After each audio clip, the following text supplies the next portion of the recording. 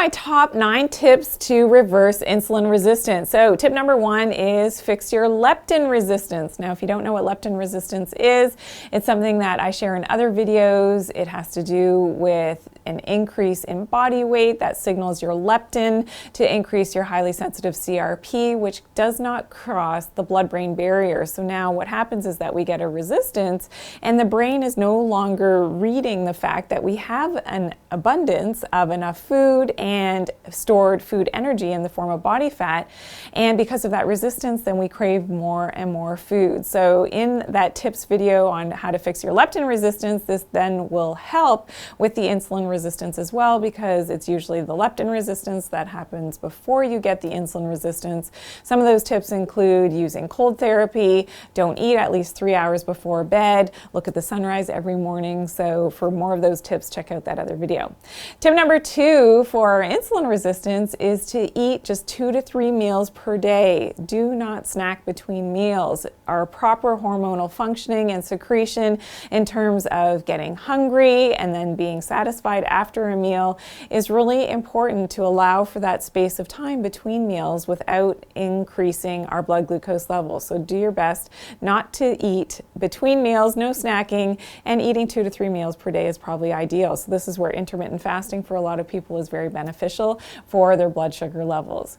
Tip number 3 is to eliminate high glycemic carbs. So choose the foods, of course, that are the healthier options in terms of blood glucose levels, like cinnamon, chocolate, coffee. I've got, that in another video of my favorite.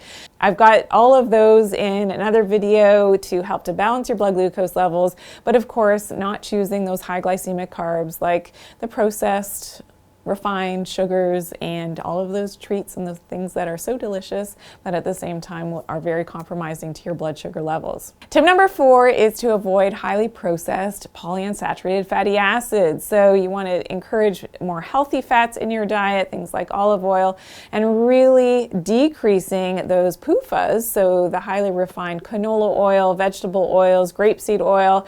These are very inflammatory, but are also known to really spike your blood glucose levels. Tip number 5 is to exercise. So exercise in general every day is very helpful, but especially after a meal. So maybe you jumped off the wagon a little bit and you had some of those more inflammatory or high glycemic carbohydrates. Just doing a little bit of exercise, up to a half an hour of exercise after that, higher glycemic index meal will really help to stabilize your blood glucose levels. Tip number 6 is to stop your blue light exposure. So especially after the sun has gone down, after the sunset, it's really important to make sure that you don't have a lot of artificial light in your eyes. Protecting your eyes with the blue light blocking glasses is one tip that you can utilize, as well as using natural light. So whether that's fire or candlelight, this was, and more of the red rays of natural light will definitely decrease that exposure to that artificial light in your eyes, which tends to be higher in the blue spectrum of those nanometer wavelengths of that light, which is very damaging to our insulin levels. And this has actually been studied. So even if you're doing everything right with your diet, your exercise, and you don't think that you should have a high sugar level, it could be because of your environment and your blue light toxicity. Tip number 7 is to use the herbal medicines, things like African wild mango seed, as well as gymnema and mulberry. These are all fantastic because what they're doing is that they're helping to balance those blood glucose levels, and some of them can actually help with your leptin resistance as well. So that's something I promise we'll put a link at the bottom so that you can find a great combination of these herbal medicines that will help to find that balance. Tip number 8 is to use turmeric, especially that concentrated curcumin. So often to get that high percentile of the curcuminoids at a 95%, usually this needs to be supplemented.